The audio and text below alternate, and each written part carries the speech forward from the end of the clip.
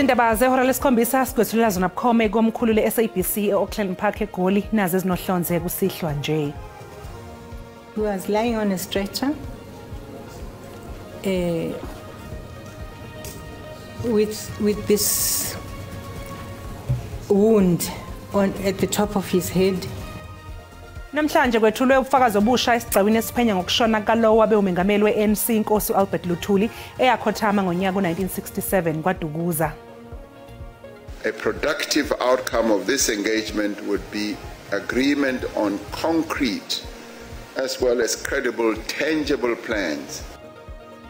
Umengameli wezwe uCyril Ramaphosa namalungu ecabinet yakhe bebehlangane nondunankulu wase-Eastern Cape Oscar Mabuyane osuku lwesibili lohambo likamengameli wezwe lokuyohlola isimo salisa sifundazwe.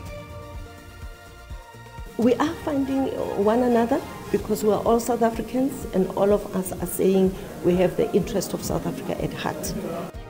Umgcini mafa jikelele we-ANC uDokotela uGwen Ramokgopa uthi unethemba lokuthi bazofinyelela esivumelwaneni namaqembu ayingxenye yohulumeni wobumbano ngodaba lwesabelo mali. Be brave, to be dominant, to be determined, and to have the conviction that we can be better than them and win the game. I-Real Madrid izobhekana ne-Arsenal bese kuthi ke i-Inter Milan igadulisane ne-Bayern Munich emidlalweni yesigaba esandulela owamanqamu ku-UEFA Champions League esikhathini esingamahora amabili azayo.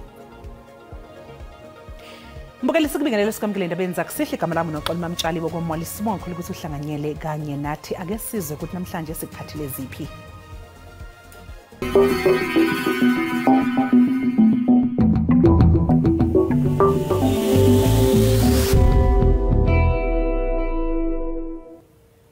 Ubufakazi obethulwe uVelemina Luthuli ongumalokazana wenkosi uAlbert Luthuli utshela isigcawu esihleze enkantolo yaseMgungundlovu ukuthi inkosi uLuthuli yayilimele ekhanda ingenazo ezinye izibazi zokulimala emzimbeni ngo-1967. Umbiko owethulwa iminyaka engama-57 eyedlule ngokukhothama kwenkosi uLuthuli wahlonza ukuthi yashayiswa yiguzu eGrowdville ngaseStenga. uVelemina Luthuli ukuphikisile ukuthi inkosi uLuthuli yayingasezwa kahle indlebeni. Unkosikazi uVelemina Luthuli ugane indodana kaChief Albert Luthuli namhlanje uchazela inkantolo ngemzuzu yokugcina kababezala wakhe njengoba aba ngumuntu wokugcina ukumbona ephila. Uthi inkosi Luthuli wayengumqemane ngesikhathi ephuma ehamba, uthi wayephila saka ehamba ibanga elingaphezu kwamakhilomitha amathathu ngelanga. Uyichithile imbiko ethi wayesentekenteke engasaboni kahle emehlweni futhi engasezwa kahle. Utshela inkantolo ukuthi emva kokuthi ezwe ukuthi ubabezala wakhe ulimele wafika esibhedlela emva kwehora eyombona. Uthi wamtholelela embhedeni wokuqhuba isiguli esibhedlela eStenga. Uthi wayembona ukuthi ungubani kodwa engasakwazi ukukhuluma. He was lying on a stretcher with this wound at the top of his head, which was oozing blood, and he recognized me, and again when Christian and Thandeka came in, he also recognized them, and he tried to talk to us. I-ANC ithi ubufakazi bakamuva buyaqiniseka izinsolo zayo zokuthi okwatholakala kuphenyo lokuqala ngokhothama kwenkosi Luthuli kwangelona iqiniso. Uphenyo lokuqala lalungahlelelwe ukuthi lilethe ukulungiswa noma luveze iqiniso ngokukhothama kwenkosi uLuthuli umongameli we-African National Congress. Kungakho ofakazi abaqanda ikhala bengazange bebizwe ukuthi babe ingxenye yokusebenza ukuthi bafakaze enkantolo ukuthi ngempela ngakube kwakwenzakaleni. So namhlanje ke izwe lithole ithuba lokuzwa ukuthi umama uLuthuli uthini ngoba yena ube nenhlanhla yokuthi asukele kuyena ekhaya futhi ethi noma eselimele afike esibhedlela ukuthi noma inkosi isikhothama iphangalala naye futhi ebeseduze. Inkantolo iyaqhubeka nokulalela ubufakazi. Kwindaba ze-SABC kungu-Ayanda Mhlongo eMgungundlovu.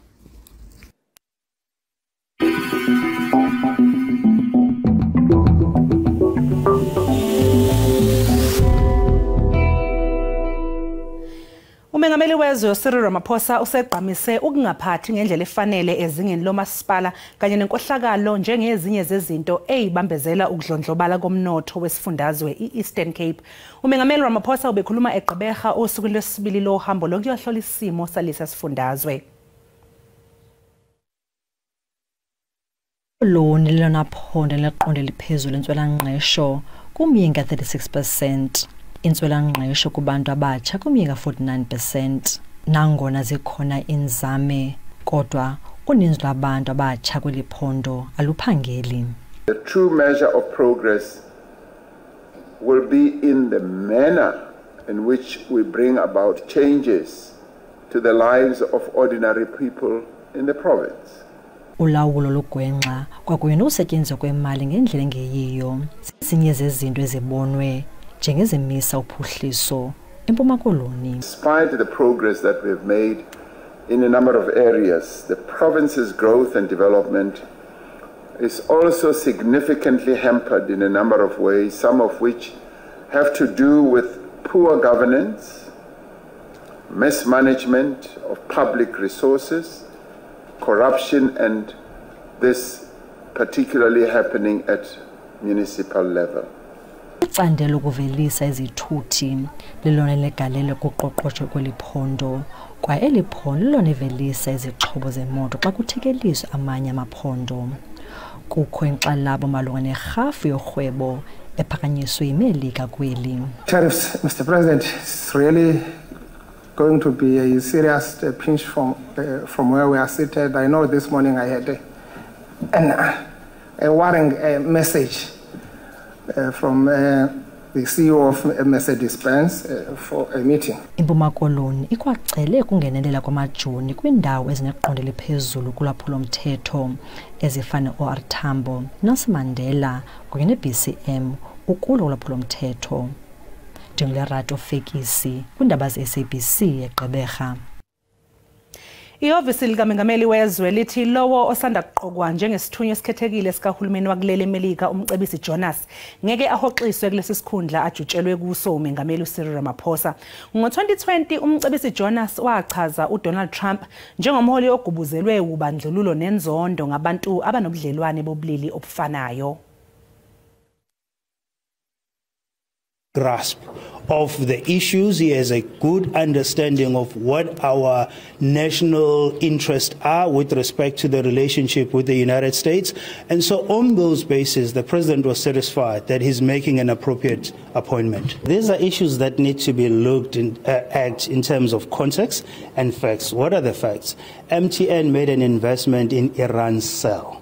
Mr. Jonas does not have ties with Iran as well as its leadership and political establishment. So we need to we need to differentiate these issues. That investment that MTN made in Iran Cell was no different from investments they've made in other parts of the world. Umgcini mafa jikelele we-ANC uDokotela uGwen Ramokgopa uthi unethemba lokuthi bazofinyelela sivumelwaneni namaqembu ayingxenye yohulumeni wobumbano ngodaba lwesabelo mali. Asengathi libheke eweni ikusasa lohulumeni wobumbano ngenxa yokungaboni ngasolinye kwamaqembu ezombusazwe ngodaba lwesabelo mali. Umgcini mafa jikelele we-ANC uDokotela uGwen Ramokgopa uthi amaqembu ayingxenye yalohulumeni abeke eqhulwini izidingo zabantu bakuleli. That there will be just one spokesperson.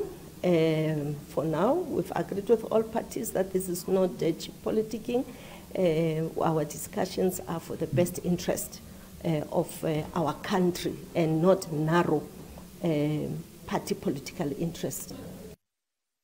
Ethemba lokuthi amaqembu ayingxenye yohulumeni wobumbano azofinyelela esivumelwaneni malungana nokwenyuswa kwentela okuhlongozwayo ngo-0.5% ngenyanga ezayo. Are finding one another because we are all South Africans and all of us are saying we have the interest of South Africa at heart. We are very confident that there will be a breakthrough, that this era of this GNU, whatever form and shape it would take, will take South Africa forward. Uma thuliwe izingxoxo phakathi kwamaqembu akuhulumeni wobumbano, I-ANC izobekela isigungu sayo esiphezulu nokuyisona isiyobe sesinquma ngesinyathelo esilandelayo. Umndeni womfundi obenza unyaka wesithathu enyuvesi iWalter Sisulu eMthatha okusola ukuthi udutshulwe washona ngesikhathi kunombhikisho kule nyuvesi uzokalise ukuphoxeka ngendlela lesisikhungo esingalinakanga ngalo udaba lokushona kwendodana yawo. Nazike ezimeko baphila phansi kwazo abafundi kwindawo abahlala kuzo kwiUniversity iWalter Sisulu kwiziko iNelson Mandela Drive eMthatha. Abafundi baye kuqhankqalaza ezitalatweni bekhalazela ezimeko zimaxongo kangaka. Kodwa umgushuzo wabo woqhankqalazo ukhokelele ekuswelekeni komnye wabo nasekonzakaleni kwabanye ababini. Singilombutho ke sixhubele kakhulu in such a way that sifuna ukuba kubekho ubulungisa kulento.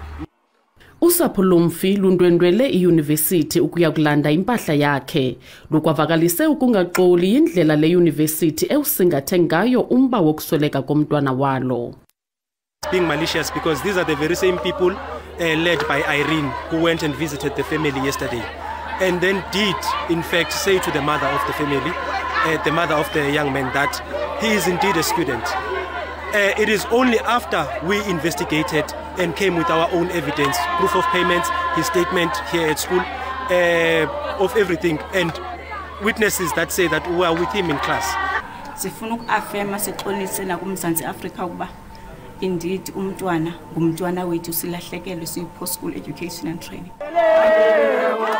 Ukanti ikomishoni ejongene namalungelo oluntu kweli loMzantsi Afrika isigxekile nayo esisenzo sodushe esenziwe ngonogada kweli ziko. Kwindaba ze-SABC ndingufundiswa Mhlekude eMthatha. Mbukeli yokamanje sasiqu 8 kanti uma ngabe sibuya sokuphathela udaba oluthi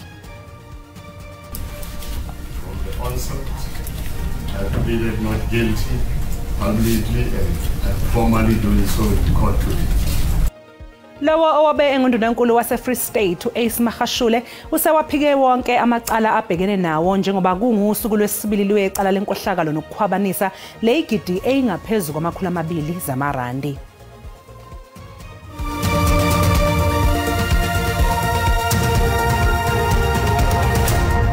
Siphinde sikubingelele lesikamukele uma ngabe usanda kungena udaba oluphambili besibike ukuthi namhlanje kwethulwe ubufakazi obusha esigcawini esiphenya ngokushona kalowo wabengumengameli we-ANC inkosi uAlbert Luthuli eyakhothama ngonyaka u1967 kwaDukuza. Mbukela sikhumbuza ukuthi lezi ndaba ziyatholakala ku-YouTube na ku-SABC Plus, ngena kuzo uyicinge ngamagama athi SABC izindaba. Lawo owabe undunankulu wase-Free State u-Ace Magashule usewaphikile wonke amacala abhekene nawo njengoba kungusuku lwesibili lwecala lenkohlakalo nokukhwabanisa lweyigidi eyingaphezu kwama200 zamarandi elimayelana nethenda lokususwa kwetsheboya. Not guilty publicly and formally doing so in court today. Lawo owake waba ngundunankulu esifundazweni iFree State u-Ace Magashule ungumsolwa we-13 kubasolwa abayi-12 ababhekene namacala okubalwa kuwo lokukhwabanisa nelenkohlakalo. Magashule uthe umsulwa yena kulamacala. 1. Accused 13 pleads not guilty to all the charges proffered against him by the state. The state is put to the proof of all the allegations against him in terms of Section 115 of the Criminal Procedure Act 51 of 1977. 2. Accused 13 further raises the following issues to be tried by this Honourable Court in terms of Section 108 of the Criminal Procedure Act 51 of 1977. Sub 1. The state has not complied with Section 27 of the Prevention and Combating of Corrupt Activities Act 12 of 2004 as amended. Then it's referred to as PRECA and is read with Section 34 thereof. Ujoloto wayengumsizi kaMagashule naye uthintekayo kulamacala uthe naye akanacala. I plead that the court has no jurisdiction to try this therefore not guilty. You are pleading not guilty in the first place. Namhlanje bekuusuku lwesibili lokuqulwa kwaleli icala ehlelela ukuba lithethwe amasonto ayisithupha. Namhlanje inkampani ephakela ngogesi eGoli iCity Power ibimatasa ngomkhankaso wokunqamla ugesi oxhunywe ngokungemthetho eAlexandra. Kusabalele isifundazwe sonke ukuxhunywa kogesi ngokungemthetho nokubeka engcupheni enkulu ingqalasizinda yasedolobheni iGoli kanti lokhu kuphazamisa amakhebulo kuyiwona aphakela ngogesi. Le nkampani ithi lo mkhankaso wayo uzoba nemphumela emihle. Our team managed to retrieve about 20,000 kg of cables that were used to illegally connect the informal settlement.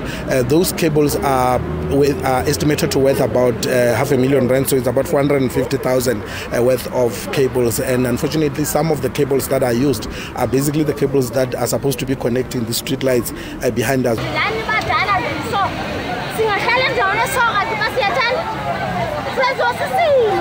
Izakhamuzi ezingeneme zithi sekuphela iminyaka zicela ukufakelwa izigubhu zogesi ukuze zizothenga. If ugovernment akasinika amabhox singawubhatala umbane asali indaba ukuthi senze umbane ongekho emthethweni indaba ukuthi asina mabhox. We will connect. Sizo connect after they are gone. Today sizolala sinogesi. Lana sinabantwana of which nabo bane future. They want to start. Even nathi sibadala sine future guys. We are starting. iCity Power ithi sesithathelwe izinyathelo ezisebenzayo ezithole ezibambisene nomphakathi ekuxhumeni ugesi ngokungemthetho. Izisebenzi ezisishiyagalombili zeG4S okubalwa nomqondisi wezokusebenza zimisiwe kulandela ukushona kwesiboshwa ejele laseMangaung eFree State. Umpho Mkhumbeni nobe yisiboshwa kuleli jele kusola ukuthi washona ngemva kokushaywa ngesikhathi behlonywa ngembuzo kulandela ukulahleka kwemali yomunye wojele elinganiselwa emakhulini ayisishiyagalombili amarandi. Investigation moved further to confirm the contractor's failure to adhere to its obligations under the concession contract. In essence, senior managers who were required to provide oversight during and after the search failed to intervene or report the incident. This incident underscores the department's standing concerns about the management of Mangaung Correctional Center. As a matter of record, the Department of Correctional Services is currently engaged in legal proceedings concerning the termination of the contract with Bloemfontein Correctional Contracts, that is the BCC, the contracted contractor. And these latest developments, of course, will be viewed in that light moving forward. Bejabule izakhamuzi zaseDuduza eMpumalanga Randi ngemva kokuthi kuphinde kwavulwa isikhumulo samatekisi ebese sivalwe iminyaka engaphezulu kwe10 ngenxa yeyinqushunqushu ezikhona embonini yamatekisi. Ungwevuthina kuba kuke kwaba khona izihombe ezishubila zokubhekana ngeziqu zamehlo kwagcina kuphalale igazi ngenxa yombango osembonini yamatekisi kodwa bakwazile ukubhula umlilo. We have engaged both taxi associations that that place is not a legal place. They must all move so that Duduza get into this new rank, and Tsakane goes also to their own jurisdiction, which is Brakpan Taxi Association. Laba basembonini yamatekisi banxusela abangaboni ngasolinye ukuthi bake bahlale phansi bathungathe iseliphosile elizoqeda nyanga lesihlaba sokuqothana nenhlamvu kwalabo basuke sebeyinkukhu nempaka. So for the city to make sure that there is a taxi rank for that association to go take their commuters here to that destination and come back with those destinations. Abagibeli bathi liphume nobomvu njengoba sebezokwazi ukonga imali. Besihamba ngenyawo siye 15. Mayindloko noma imvula zina. Njengamanje kungena ubusika sihambe ebusuku. Abotsotsi lapha badlala ngabantwana babantu. Uyabo manje njengoba kuvulwe le rinki sizwa siyajabula ukuthi manje sizophuma emakhaya size rinkini. Igama lami nguCalvin wakwaDludla eindabeni zeSABC. Umkhakha weyigaqedi sizungu usuphinde wagubuzelwa yife limnyama ngokwedlula emhlabeni kobe ngumlingisi wemidlalo yethelevishini uDon Mlangeni Nawa. Umlangeni Nawa ubeseneminyaka engama-65 ubudala waduma kakhulu kuyiqephu zemidlalo yethelevishini kusukela ngeminyaka yama-90s. Phakathi kweminye abonakala kakhulu kuyo njengomlingisi kubalwa Is Good Is Nice lapho ayedlala khona indawo kaLaqhasha, nasemidlalweni uhlala kwabafileyo, Isidingo, Uzalo kanye neminye eminingi eyahlukene. Imininingwane ngeinhlelo zamalungiselelo okufihla kwakhe izomenyezelwa ngokuhamba kwesikhathi.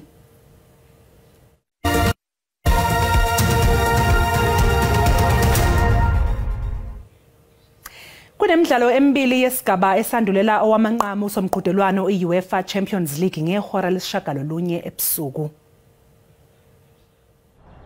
I-Arsenal seyenza ingxenye yomsebenzi ngokuguqisa iMadrid ngamagoli amathathu eqandini emlenzeni wokuqala. Leli qembu seligxile kufinyeleleni kuma-semi-final alomqhudelwano njengoba sekucacile ukuthi iLiverpool isibaleka nesicoco sePremier League. Umqeqeshi we-Arsenal uthi iqembu lakhe lizokwenza konke okusemandleni ukudlulela phambili. The mindset to win, to be brave, to be dominant, to be determined, and to have the conviction that that we can be better than them and win the game. Munich izobubheka ukubuya ngemva kokuguqiswa i-Inter Milan ngamagoli amabili kwelilodwa ekhaya ngesonto elidlule. Umqeqeshi waleli qembu unokozethemba. We are one step away from the Champions League semi-final. We are 3 wins away from winning the Bundesliga. If that's not opportunity, then what is it? Le midlalo yomibili izoqala ngehora lesishagalolunye ebusuku. Umhlahlo wesimo sezulu uzolandela emva kwekhefu noThini wakwaNtshiza.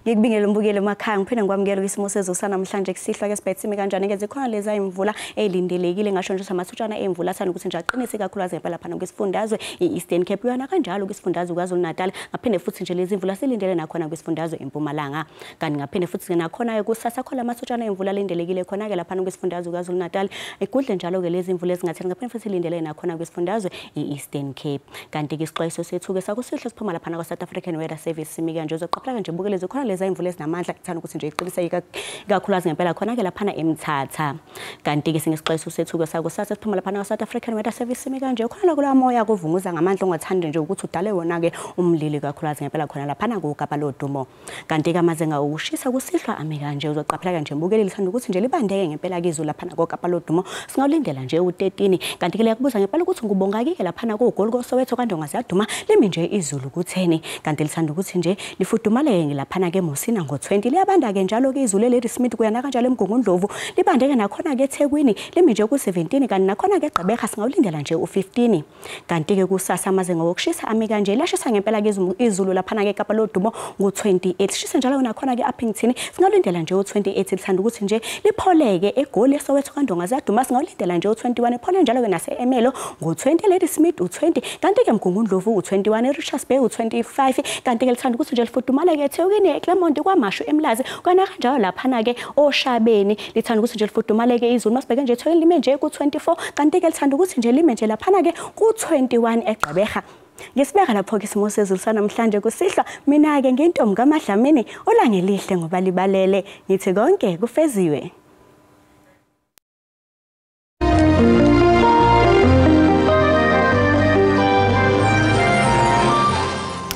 Mbukeli sizibeka lapha ke bese kuphathele zona ngolika Mageba kusasa bazobe bekhonoza kwethu neindaba zolimi lwesiXhosa ngehora lokuqala emini nibe nobusuku obuhle nesale kahle.